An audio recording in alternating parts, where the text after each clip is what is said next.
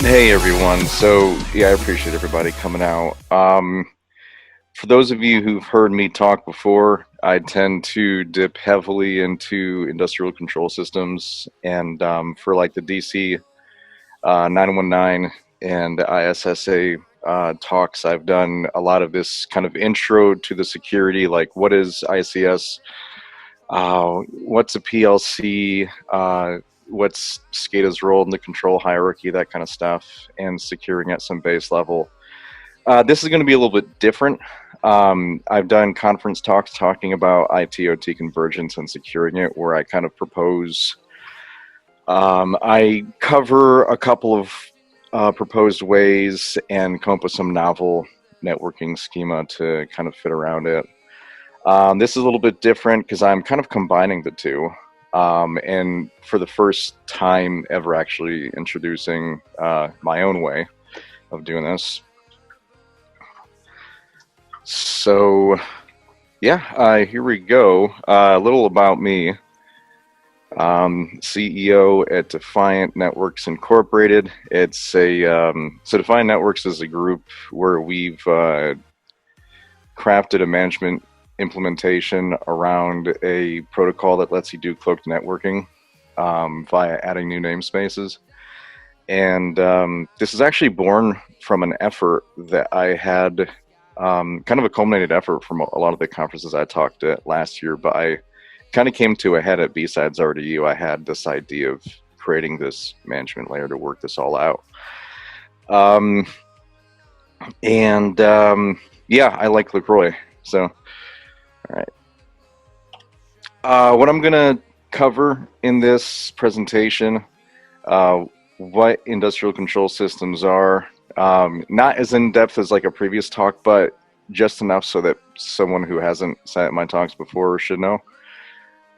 So what they are, why they matter, what IT/OT convergence is and what goes into it, insecure versus secure IT/OT convergence, some ways that it's currently being enacted and secured, and leveraging our open source solution to conduct this.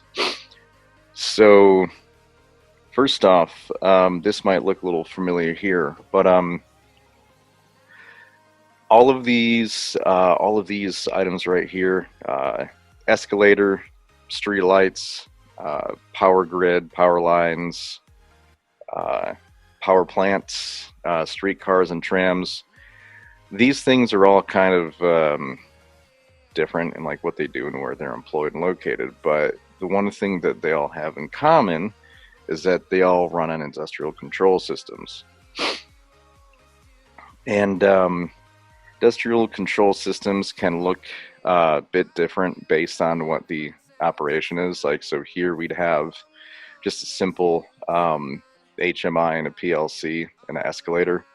For those that don't know, PLC is a programmable logic controller. It's a tiny ruggedized computer that basically controls what a physical piece of machinery does.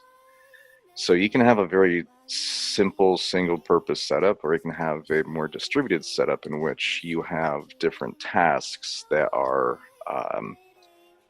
running one after another as part of a larger process. So that's kind of the lightweight explanation there.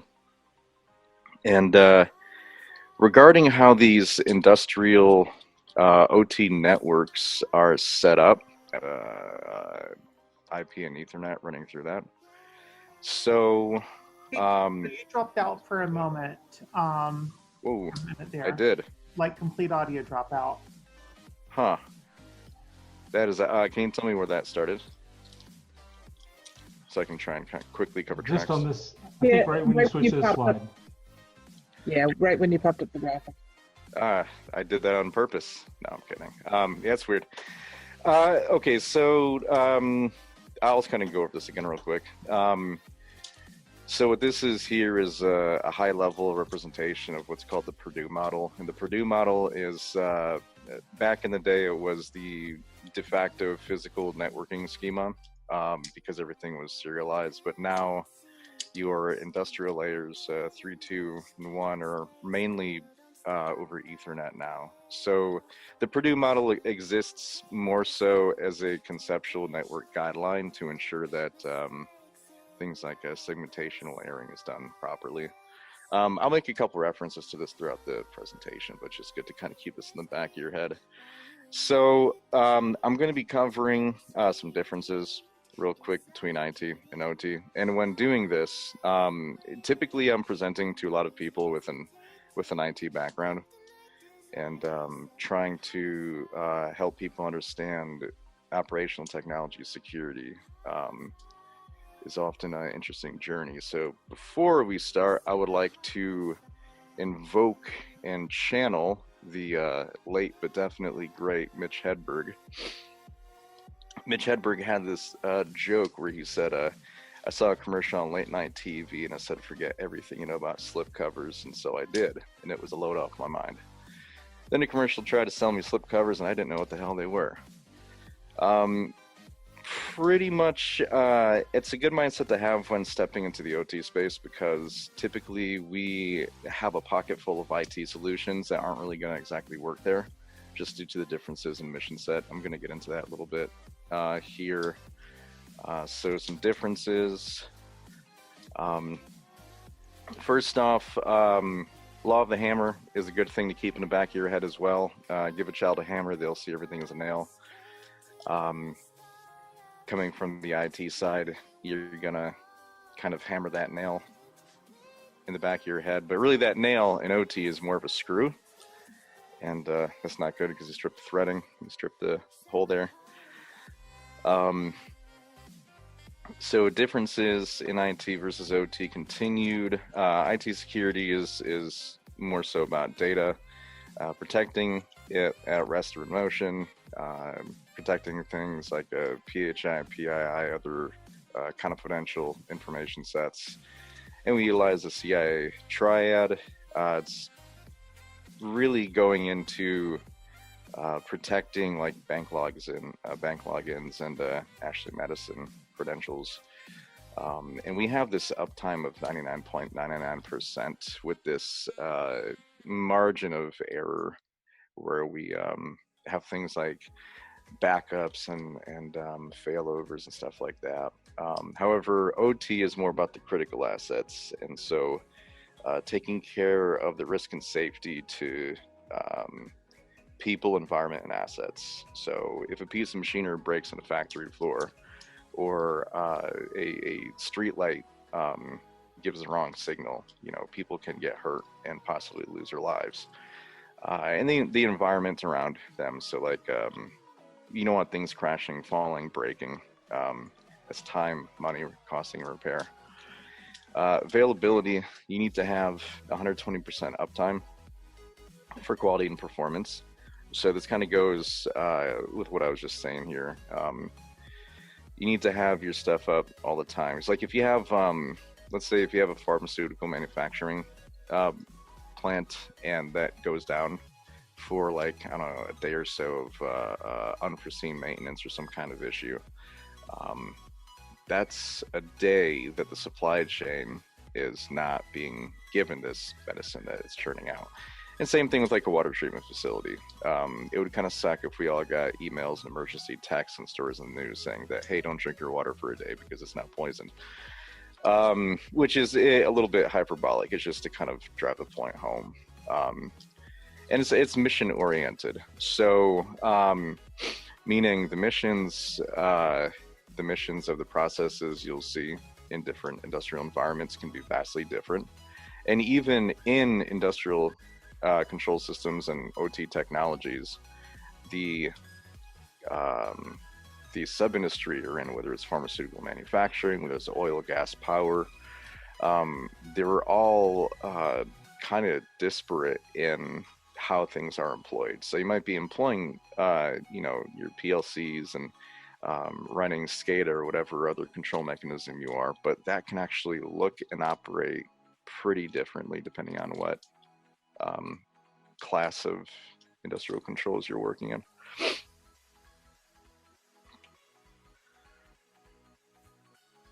All right, so talking about IT/OT convergence, it is essentially joining the information technology and operational technology environments together so that we can do things.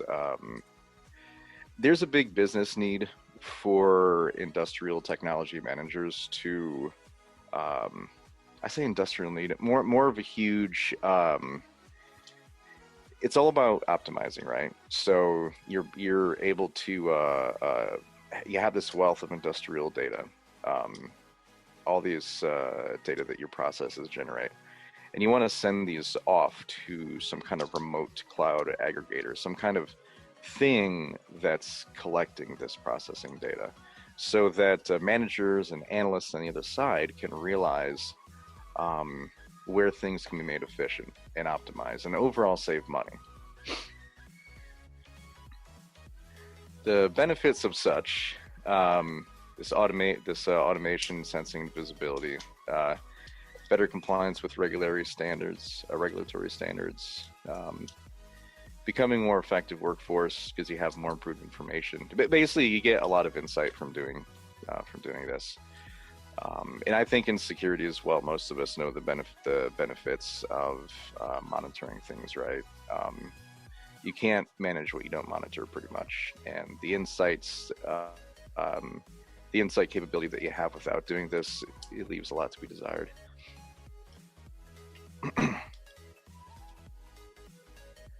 Challenges with this are compatibility and skills, and so IT churns things out fast. Technologies aren't really built with 100% compatibility in mind, or it is, but it's not always attainable. So there's always ways to kind of account for some kind of discrepancies between what's expected and what is. And then OT is constructed to perform, it's really just rigid. It's very rigid. So most tools that are meant to be used in that kind of environment are built to last for like 10, 15, 20 years. And the update cycles aren't super prevalent and super, like the iteration is very slow. So your updates in IT get exponentially higher and quicker and faster as time goes on, but that doesn't really translate well with operational technology. Yeah, so a lot of the tools that would be used in enterprise and IT networks would be detrimental in most OT environments just due to the sensitivity and rigidity of everything. Example being, if you, let's say for example, you accidentally hit a PLC with for some reason you're doing a scan or a port snip or something, and you end up sending something unexpected to a PLC or an industrial device that's expecting a specific, very specific communication on a very specific protocol. Your scanning efforts might actually turn all those devices off or kind of make them all hang, pretty much. And I say that because that's actually happened in a SCADA pen test that I've performed before. A simple scan had actually done that, but that was to be expected though, because we were doing this in a test environment. That's another thing too. If you're doing any kind of testing in an industrial environment, try and have some kind of cloned environment. Don't actually do it on live stuff unless you have explicit permission and that process has already been turned off. Doing pen testing in live environments have a high probability of really jacking everything up, and yeah, they might not hire you again. And then skills. So high reliability and uptime means that OT environments are late adopters to new technology. And so that means there's a lot of old technology, a lot of old skill sets, a lot of old hat ways of doing things that are not very desirable or high exposure to people coming into the industry. So it's kind of like how recently the market need for COBOL developers had just kind of jumped up. I forgot exactly what that was, but it's kind of a similar thing. It's older skill sets are still very prevalent, so I guess you don't want to really call them older skill sets, but yeah. So having those skills is something that's not quite persistent there. Culture is another one. I hit upon that a little bit already. The culture of IT is 100% or 99.9% uptime. System crashes are, okay, can be restored. OT is very monolithic and rigid. System crashes result in adverse real-world effects. There's a lot of this great unknown between the connection of operational technology and IT technology. Because there's been so much time spent on ensuring that we try and I say the word air gap. Air gap is kind of one of those funny things that's more mythical than it is factual. This idea of physically securing your device by physically removing it from any kind of network connection to the outside world, and it's not really done very well, and that mentality has to be quashed if we're going to kind of push forward in industrial growth. So that means we have to explore this area in between here. It's a lot of culture stuff that's still being felt out because there are adversities you have to traverse with the disparate skill sets and paradigms between IT and OT security and architecture and infrastructure. So the goal of IT-OT convergence is to have your industrial networks, all your industrial processes, play nice with the IT realm and the IT processes. So behind a single pane of glass, so to speak, you're looking at everything under one nicely curated umbrella. And there's other applications too, like there's the arguments made for remote access and whatnot.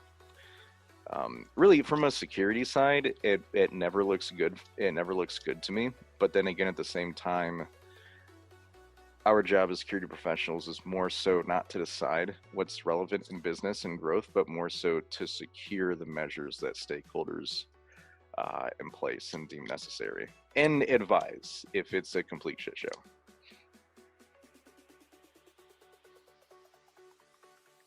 And so here's kind of the expectation of what we think is going to happen, because we can look at an IT and OT network and realize, hey, they both use firewalls. There's servers here, things that look very familiar from an IT aperture, but it's actually most of the time not. So what really ends up happening is you've got organizations that rush to bridge that air gap that we talked about, that physical separation between device and network, and they've dropped the ball on the security of SCADA and industrial tech on the internet.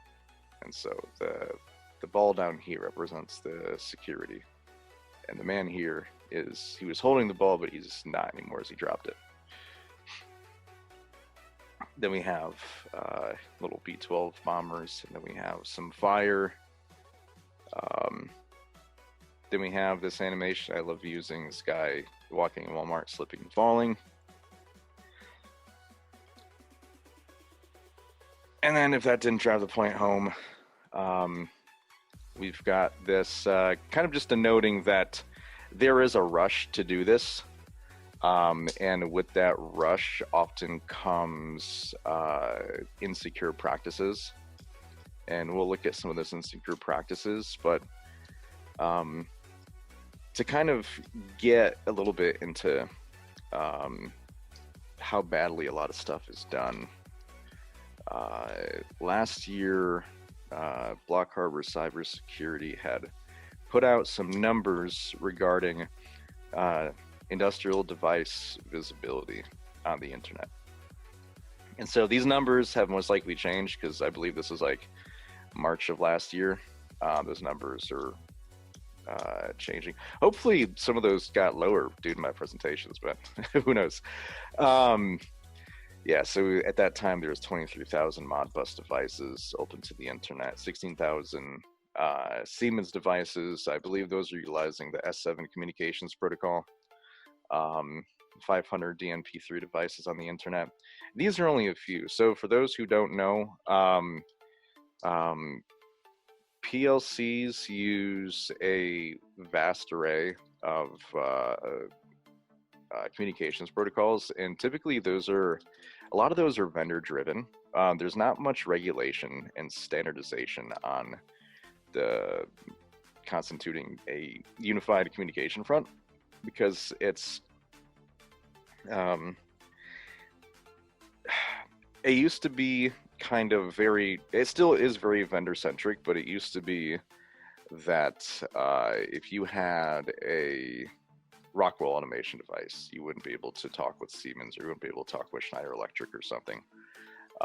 These devices weren't really compatible. But then at the control layer, you can now kind of have different things under one roof, which is nice. But there are a lot of communications protocols. You can just like Google that and see. But yeah, there's no standardization on it, so you see a lot of those. I picked the top 3 here. So how do we securely bridge that gap? This gap that I've prolifically talked about this presentation. So to do that, we will get into a little bit of the fundamentals. Fun looks fun. Rule number 1 is you're not secure. And it's not really like a FUD statement, but or to sow that fear, uncertainty, distrust, but it's more so to drive the point home that security is not a thing that you get or you obtain. It's a ever-present process. So there's a quote, eternal vigilance is the price for security. So you're never secure. You're working to be secure all the time.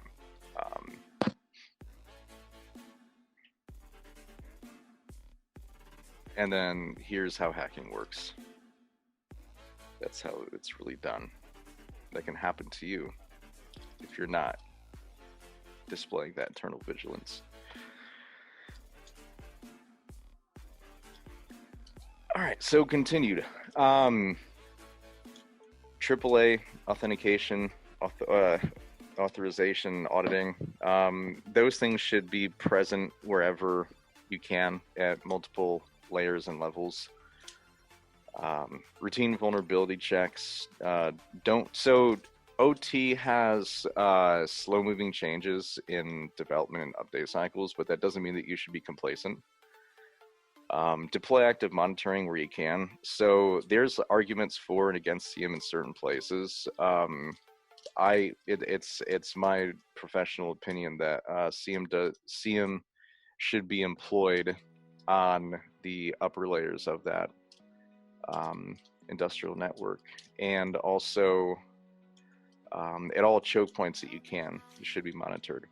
So typically you can't just take a NID solution like Snort or Suricata and look on the PLC to SCADA network traffic, because that kind of monitoring is typically done by doing TCP/IP packet monitoring, and then it's got that comparison analysis engine that says, hey, this looks bad, this looks good, we know this is bad, we know this is okay. Because the communications that constitute what could be a security breach in an industrial environment is more so a long string of precipitating network packets. So that's it's useless on that front. But all your choke points where you can, your networking choke points should be monitored. And that looks like a lot of different things. It's not a lot of these networks really look the same, even though they're all kind of using older stuff. And compartmentalize. So make sure that you minimize what needs defending. If you don't need to open it up to the to your office network, or you don't, like a poor way of doing it is having a flat network where your servers, desktops, and all that are on the same network that your industrial stuff is on, which there's only like that really just shouldn't be done in general. But yeah, minimize what needs defending. Don't expose things that don't need exposing. That's kind of a core tenet of IT security as well. Defense in depth. So employing security at all layers, getting back into that Purdue model that we went over before. Employing security where you can. Sometimes that's actually restricted by the vendor, meaning that certain devices will have things like whitelisting and communication over SSL and all that, and some just plain don't. And if you're working or doing a security assessment for an older plant or an older manufacturing facility, you'll realize that a lot of these older technologies just didn't have it, or it wasn't really up to par. And that the IT side has already discovered and annotated CVEs for that. Trust but verify. Trust but verify is a good thing to employ, especially when working with IT/OT convergence. Just keep in mind that what's trusted is always subject to change, and so you should always re-verify the basis of trust that you verify against. So trust but verify the trust that you verify against, if that makes sense.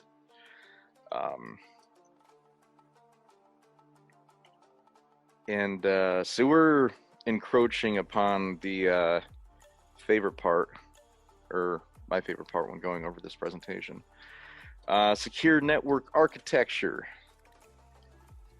For those of you who don't know, I love Seinfeld, and I believe that IT/OT convergence security does rest very heavily on securing the architecture really at the control level, so the control out to the big bad internet, which in previous slides we've seen that a lot of these devices have actually just been plugged into the internet because it's easy. So from here we're going to go over some ways that we're going to go over, one, the issue with having your stuff right on the internet. Then we're going to go over some ways that organizations are securing this convergence. All right, so the first way that we see IT/OT convergence performed is direct connection to the internet. So on the left, we have a couple of conceptual OT network models. We have this very simplistic PLC to escalator. I like doing the Mitch Hedberg jokes previously got me thinking about escalators and how they can never break, they can only become stairs. So I decided to heavily use escalator throughout the presentation. So this is a very simple process where you just have an engineer that loads the logic into the PLC, and it just performs its simple base functions like that. You might have somebody like a technician or a vendor that needs to remote in or that needs to collect information from it, so that might be a reason that you put it on the internet.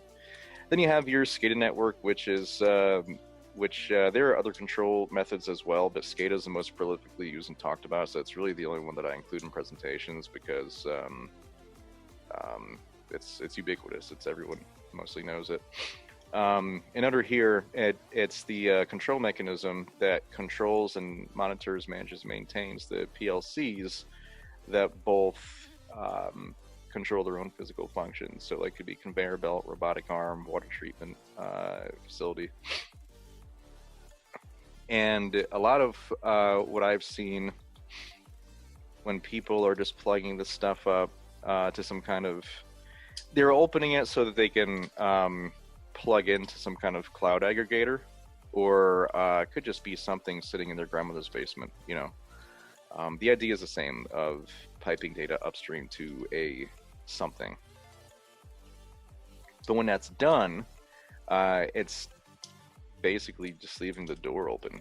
And a lot of the times, like I was saying before, security controls in industrial technology are pretty vendor dependent. So you have a lot of vendors with devices that have poor security controls that are being exposed to the internet. It's a very simple to understand problem, because you wouldn't expose your computer's RDP to the internet, right, with no password. That's essentially what's going on here. It's just framed a little bit differently. And so that door is left open, and you can have a lot of bad actors out there that can act upon this and do some really bad stuff to these industrial devices that you've left open for the world to abuse with reckless abandon. But that's a lot of what I talk about, is really just, hey, fix this. But we need to understand some of the nuance that goes along with what constitutes securing these different OT environments.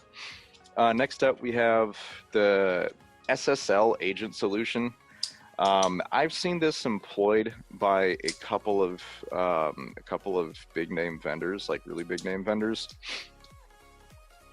So the idea is you have your whatever your industrial control network looks like.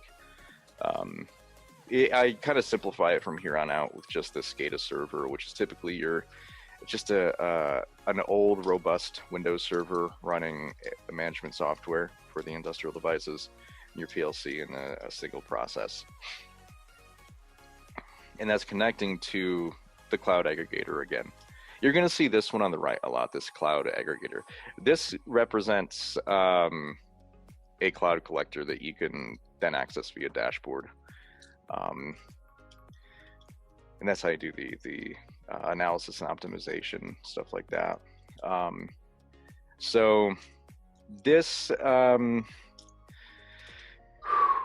okay, so it's not in this slide, but something to look up would be IEC 62443, which is an industrial control system security standard.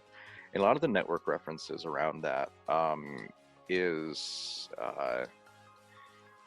it infers the age-old security ICS paradigm of keeping your industrial stuff off the internet no matter what. And so by having the SSL agent on the SCADA side, you're still letting the computer touch the internet. It doesn't matter if it's over SSL, the computer's still touching the internet, meaning that if you have somebody on the other side who wants to do a bad thing to that SCADA server, and you know, now you got a SCADA server connecting to a CNC server that's, you know, like mining Bitcoin or something. So what's going to happen is this device is most likely going to stop working, and everything under it will stop, which means that industrial process stops. That's the big thing with it. I'm not a fan of the method, so I'm kind of I'm not a fan of the method due to the fact that it's the same issue that we have with the mythical bridging of the air gap, how a lot of systems are accidentally connected while people do think that they're air gap, they're not, thus opening up the same level of vulnerability for things like exfiltration attacks. But anyways, yeah, this is a heavily situational thing, so it might not be as cut and dry as this, but that's just a simplified way of trying to cement that. Next up is the hurdles. Main thing with this is security. That's the main thing I was able to think of with this. So I mean, you have obviously things like time, money, cost to repair, brain damage, that kind of stuff. But this method leaves a lot to desire in the realm of security on different facets of that industrial network. Next up, there's the unidirectional gateway solution. And unidirectional gateways, they're kind of cool, but they're also pretty expensive. What they are is this this gateway that you have these available in hardware and software as well. They purport to only allow one direction traffic, and typically we see that employed in networks that need to have stuff go out to something. So it's not a bad solution. It's just when you're setting this up, you end up kind of having to retool the industrial network that your processes sit under, and so you need to spend time and effort to set up redundancies to keep the same processes up, or some other kind of process redundancy where another process would take over, kind of like that failover, right? So you have redundancy in place. Oops, here we go. So yeah, typically you see these unidirectional gateways talking out over the internet. That's that one way, and they're utilizing these like one-way data diodes. But there's also software versions as well, and there's also software that you can talk to unidirectional gateways with, like ways to change it. They differ. They really differ in how they work. Different brands will offer different solutions, whether it be if you want to have incoming and outgoing capabilities, you might have to have two unidirectional gateways stacked on top of each other, accounting for that ingress and egress. Or you might have one physical device that has two diodes that you can adjust. Or you might have a device that just says, hey, we're only allowing outgoing and incoming traffic. It really differs. So this is a bit of a amoebic kind of solution. But it is a solution that is employed, and it's not a bad one. So the hurdles with that, though, are time, because it's time to set up, time to ensure redundancies are in place so that those industrial processes don't go down. Money, because you've got to purchase them and they are pretty expensive. Personnel and expertise, your plant floor, industrial engineers, automation engineers, they're going to be really, really good at their particular jobs. You're going to have to bring on expertise or have them have the vendor technicians come out and do that. And that also goes into money as well. Then you have to have policy creation and management that revolves around the use and at what iterations, at what times do we open this up to the internet? Do we have a management and update cycle? What's the communication policies that a vendor technician needs to get data from something? So you have that, and then you have a vendor lockdown or vendor marriage. So you're married to that vendor. For those of you who don't know, I'm not really very super pro vendor lockdown. It's because I feel that people should be able to do what they want to without having to oblige to, vendors. But sometimes you can't help it. You got to work around it, right? And scalability. This won't scale very well if you're scaling your processes horizontally. It doesn't scale very well because it's that same amount of time, money, that same expertise needed, but to install at different sites. It's commonplace for larger factories and plants to have basically clone processes when they're standing up new sites on the plant floor. But yeah, so you can kind of leave the rest of that up to imagination. We talk about the paradigms and processes of scaling out.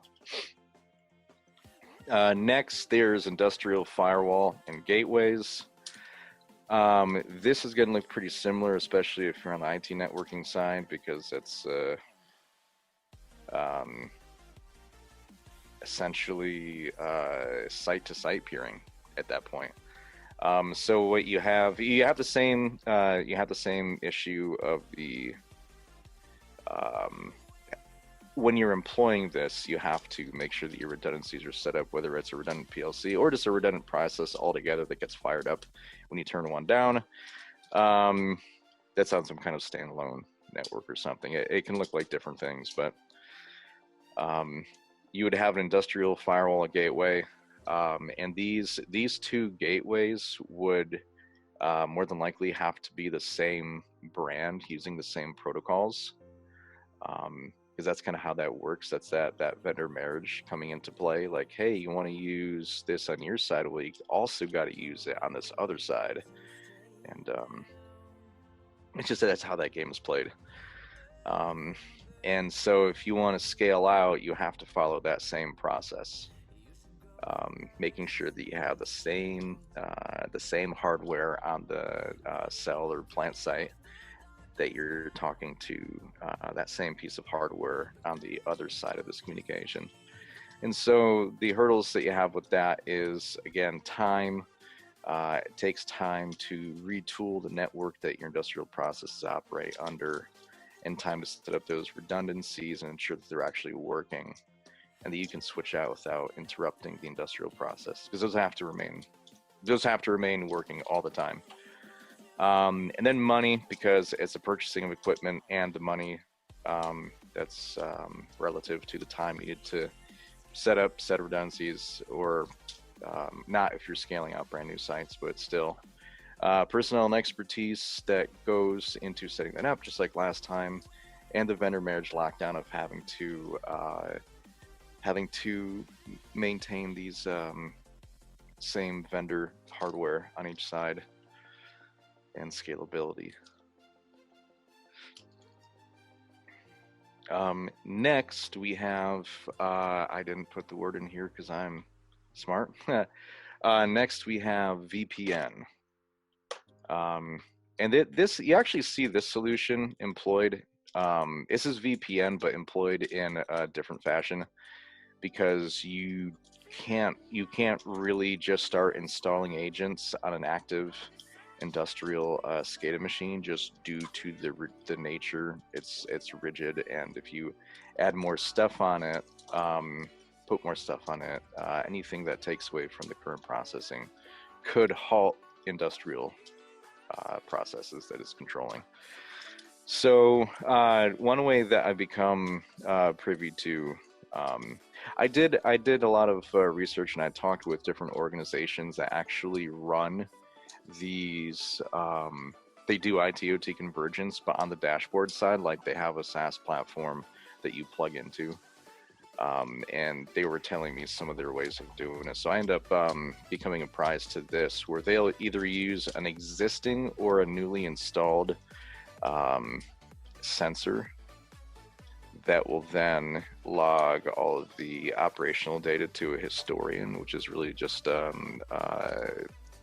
it's a industrial database, really, that you can install a VPN client on, or pipe to a box with a VPN client if you want to, and then you're doing VPN over to the VPN server that's installed, that will then talk to the cloud collector SaaS dashboard that your engineers and automation folks can use. That's a solution. Like, we understand that a lot from an IT perspective as well. And so when you're breaking down, VPN is going to come into play later on. So when you're breaking down VPN, you've got different types. I'm not going to go over all of these because it's a lot of words I'm going to stumble on because my mouth's pretty dry. But the main theme that you'll notice with employing VPNs is that you have this process of encryption and encapsulate. Encrypt, encapsulate, encrypt, encapsulate. And it's really different flavors of doing kind of the same process.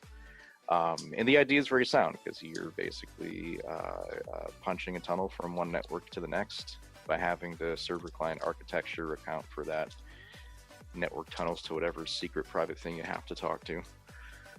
That's another way of doing it. That's another way of doing it that's employed. Hurdles with that. Time to set that up. In this particular instance, there's the VPN client, but there's also setting up the historian and/or setting up the sensor if you're not leveraging an already existing sensor that's compatible with your historian software. Time and scalability are really the big two things with that, because you've got to provision. When you are using VPN clients like that, you have to be able to provision and disseminate quickly the configs and certs needed to constitute that tunneled connection.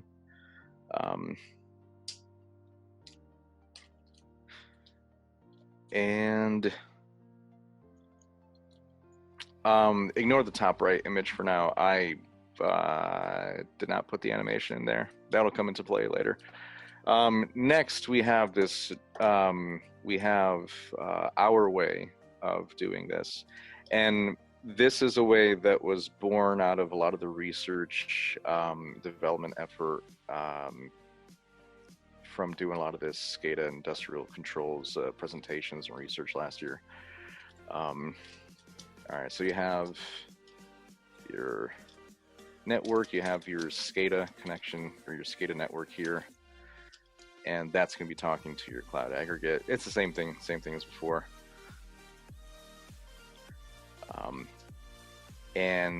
So here we have a separate network layer. So we have the defined overlay network and we have the underlay network, which is your like vanilla 192.168s or 172.1.6s or 10.42.0. Whatever sitter notation. The vanilla internet that we're all using Zoom over right now, I'm assuming. And so what we've done was we've created an operating system called DefiantOS, which is it's a non-invasive drop-in, bump-in-the-wire solution that you're no longer connecting your SCADA directly to the internet, but yet you are routing the traffic destined for the cloud collector through this Defiant network that we create with the OS gateways. And you can pipe multiple things through it. You're not just it's essentially a virtual or bare metal system. It depends on whatever you install it on. And so what's happening here is we have this overlay network, which is a network that operates on top of the vanilla network underneath. And we're routing our industrial data through this, through the I'm not even sure if my mouse is really moving, but I'm circling the first box here. So you're basically doing a site-to-site overlay tunnel peering, and you can extend this out. The nice thing about the solution is you can expand this out to make this have different networks connected. So like, for example, you'd have your industrial network here. You'd be able to talk to the route through and talk to your SaaS side, route that data through your data aggregator. But then if you needed to route things to an office building, or if you needed to route things to another cloud application of sorts, you can do that and have these all interconnected with each other. I know that this kind of model looks familiar. I'm going to pretty soon explain why it's not. So we've partnered with Airtight Systems to build the DefiantOS. Really quick. So Airtight Systems, they've got these server vaults that they're vendor agnostic, which means you can run and do anything on it. Did we lose them again? Yeah. Okay, so yeah, so this solution that I ran through here, having the DefiantOS handle the basically handle the offloaded SCADA data piping. We've actually enacted that same model in a partnership with Airtight Systems. Which is an organization that values that sense of us making this cloaking ability open source for industrial network managers and admins and engineers and all that. And so much to the point where we worked out a way to actually build the DefiantOS out of the airtight server vaults as a value add to this. And again, this is it's a vendor agnostic system, which means you don't have to have very specific software on it. It's literally a virtualization server that's rugged that you put on a plant floor and can run in like 125 degree temperature indefinitely. It's a pretty interesting cooling design. But yeah, so this is kind of what that looks like. This is the I show this because for one, the strategic partnership, and for two, this is an actual proven and in the circulation, right? So but yeah, that's kind of shown what I was talking about before, that offloading that data piping off to a cloud collector. Yeah, so it's not VPN. I just need to say that. It's not VPN.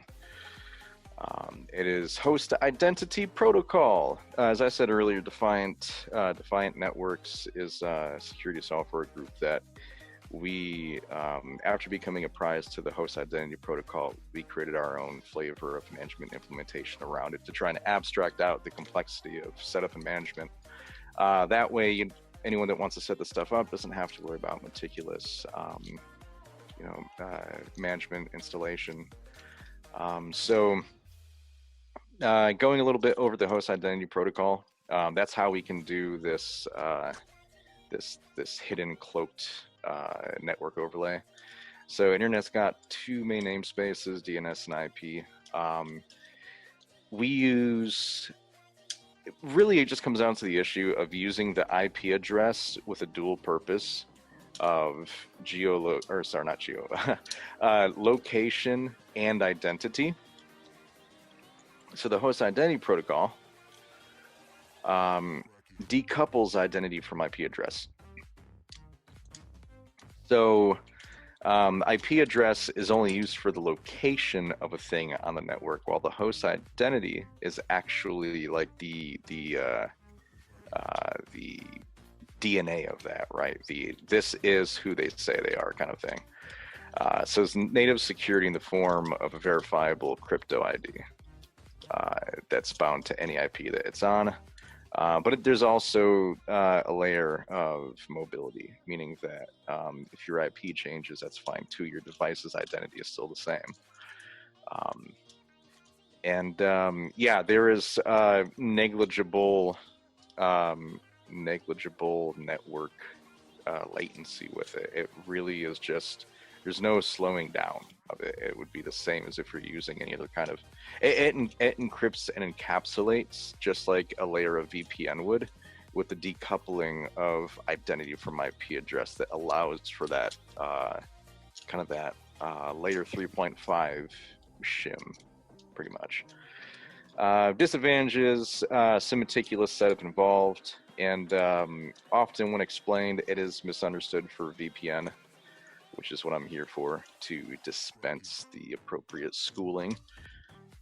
And so if this doesn't make sense, or if you guys are more visual learners, I've crafted a scenario that should be educational. So this is a street that has houses on it. I would like to introduce you to a character that I've dubbed Floorbo. Floorbo lives in this house, and the UPS comes to deliver his packages. They're addressed to Floorbo, but they go to his house. If Floorbo were to move, or I guess break into the next house over, or a different house, the UPS truck would still deliver Floorbo's package to Floorbo's old address, unless he updated it on the USPS. But for the sake of this scenario, he did not. So the host identity protocol is the idea of delivering packages to wherever you are, whether you're in a different house, you're in the Arctic tundra, you're in the nursing home, you're on the battlefield, or you're in space. Your identity is your identity wherever you are, right? So that's the idea behind that. And getting into, we're just going to differentiate a little bit more between the